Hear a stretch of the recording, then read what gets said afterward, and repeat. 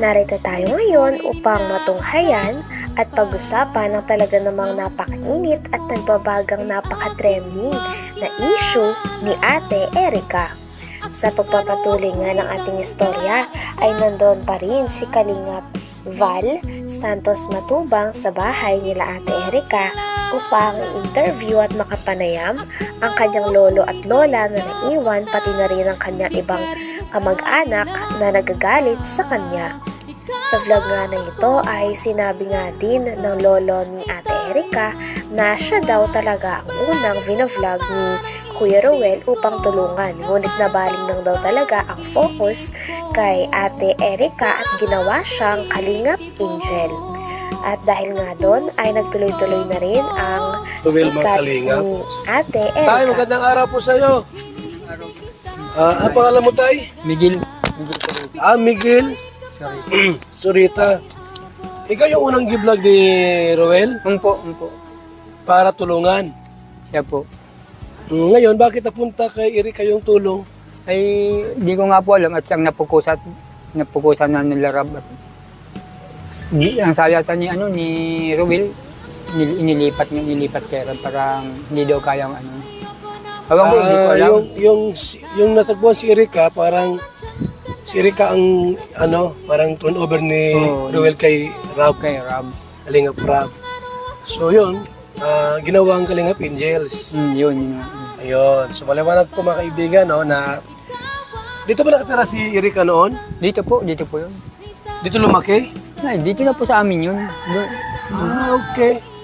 Nung dati pa sa kung kami sa Katandumanon ay napalit. Dito nga din ay nalaman ng lahat na may isa palang matanda na negosyante ang tumutulong kay Ate Erica at ang pangalan nito ay June A.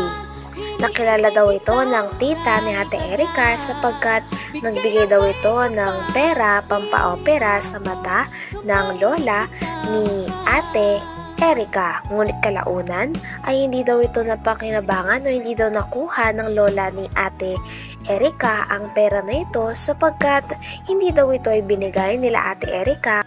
Kaya dito na nga rin nagsimula ang talaga namang malala at napakalaking gulo o hidwaan sa pagitan ni Ate Erica at ng kanyang lolo at lola na talaga namang nagpalaki, nagmalasakit at nagpaaral sa kanya simula nung siya ay bata pa. Lagi si Erica. Ano po, maliit pa yun sa amin. Kayo na nagpalaki noon. Kami na po, Ngayon, kapaaral. nasaan sila ngayon? Ay, nasa bagong bahay na po. May bagong bahay na po sila. Sino po ang nagpatayo ng bahay nilang bago? Ay, sila yata po. Sino pang tumulong ang nagbigay na yung pampagawa ng bahay? Ayun, ang pag-aalam ko po, yung nga pong nakausap naman sila, may daw matanda ko. Yung matandang Matanda? Ano yun? Ang alam ba ganun? Jun E yata yun. John A. Jun E. Matanda na ba yon? Sabi po, matanda na. Ate, ano ko lang, matanda na ba si John A? Tanda na po, siguro po mga 60 or 50 yan mga ganun. Nakita mo na di pa? Nakita ko na po yun. Saan mo Kasi nakita? nagpasalamat po ako rin sa kanya nung yung last baga po na vlog ni Kalingap, ni Rab na nagbigay kay mama ng pampaopera ng sa mata. Okay.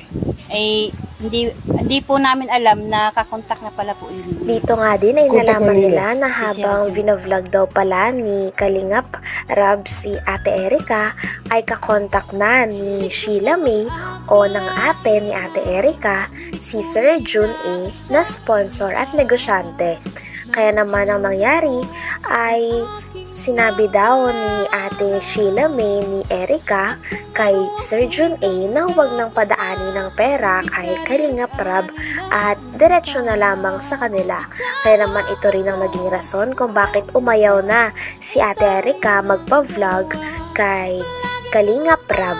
At dahil nga dito ay napatayuan na nga si Ate Erica at ang kanyang ate na si Sheila May ng bahay, at nung nakapatayo na nga ng bahay ay hindi nila sinama ang mga tao na nagpalaki sa kanila na ang kanilang lola at lolo at ang iba pa nilang kapamilya. Kaya nagsimula ito ng hidwaan. Nagbigay kay mama ng pampaopera ng sa mata. Okay. Ay Hindi po namin alam na kakontak na pala po yun Contact na nino? si Sir Jun A. Ni Sheila May? Po. Okay.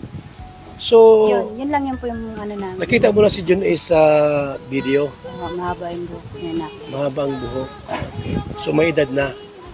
Mm. Okay. So, gusto tinatanong ko si tatay kung sino tumulong sa pabahay nila.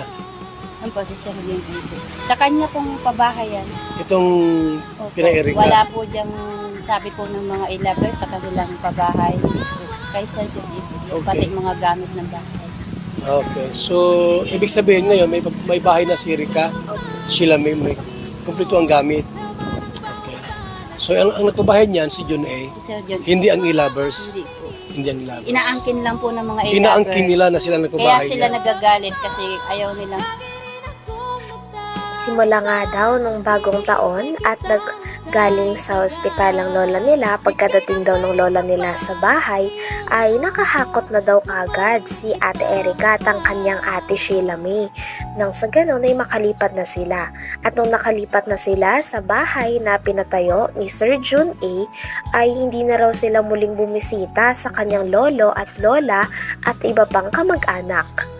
Talagang kaya naman sumama ang loob ng lola at lolo ni Ate Erika sapagkat parang kinalimutan na lang sila basta-basta ng kanilang apo na kanilang pinalaki at pinagmalasakitan.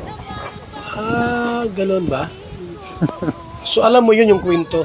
alam Tungkol dyan. kasi naririnig-rinig ko din po. Mm-mm. Kasi iisang bahay lang naman po kasi kami dito. Dito pala si Erika lumaki. Po. Nakatira kay lolo niya. Dito. Ngayon, may bahay na silang bago. Siya po. Di ba pupunta rito si Erika? Mula po nung nung bagong taon po na nung last po, itong nasa ospital po kasi mama noon, pag uwi ko lang dito, wala na sila, naghakot na sila ng gamit. Nung paghakot, last year pa, Opo, nung bagong taon pa po. mula noon hanggang ngayon, hindi siya pupunta rito, napunta naman. Hindi na po. Hindi na pupunta rito. Wala na Ni po. dumalaw, hindi. Wala na pong Eric ang pumupunta dito. Pati si Sheila May. Wala na.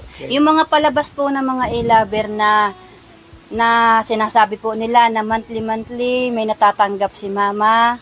Sila mama, yung mga magulang ko. Meron? Kasi Wala. malingan po yan. So wala palang natatanggap. Simula pala ay napabahayan si Ate Erika ay hindi niya na sinama ang kanyang lolo at lola sa pabahay na kanilang natanggap.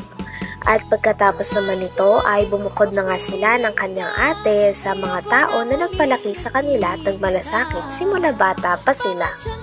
At sabi pa nga dito ng tita ni Ate Erika ay may kumakalat daw na nagpapadala daw o nagsusustento pa din si Ate Erika at si Sheila May sa kanilang lolo at lola. Ngunit hindi daw talaga ito totoo sapagkat simula nung nakalipat si Ate Erika at si Sheila May na kanyang ate sa pabahay ni Sir Jun A ay hindi na raw sila muling bumisita at hindi na rin sila nagpapadala ng pera kaya naman talagang nakasakit ito sa damdamin ng lolo at lola niya sapagkat parang feeling nila ay kinalimutan na lamang sila bigla-bigla ng kanilang mga apong pinalaki nila. Kasi iisang bahay lang naman po kasi kami dito. Dito pala si Erika lumaki. Po. Nakatira kay lolo niya. Po. Ngayon, may bahay na silang bago. Siya po. Di ba pupunta rito si Erika?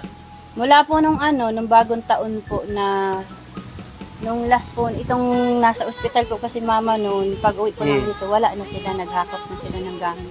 Nung paghakot, last year pa, Opo, nung bagong taon pa po. mula noon hanggang ngayon, hindi siya pupunta rito, napunta naman. Hindi na po. Hindi na pupunta rito. Wala na Ni po. dumalaw, hindi. Wala na pong Eric ang pumupunta dito. Pati si Sheila May. Wala na. Yung mga palabas po ng mga e-lover na sinasabi po nila na monthly may natatanggap si mama. Sila mama, yung mga magulang ko. Meron? Kasi Wala. malingan po yan. So wala palang Wala natatanggap. po yan. Yun po yung gusto kong linisin po talaga na nalalaman po ng tao, binabaliktad po nila eh. Okay. Nakakaya pa. Hanggang dito na lamang muna ang talaga namang nagtitrending, nagbabaga at napakainit na issue ni Ate Erika. Maraming salamat sa inyong panunood. Hanggang sa muli. Bye!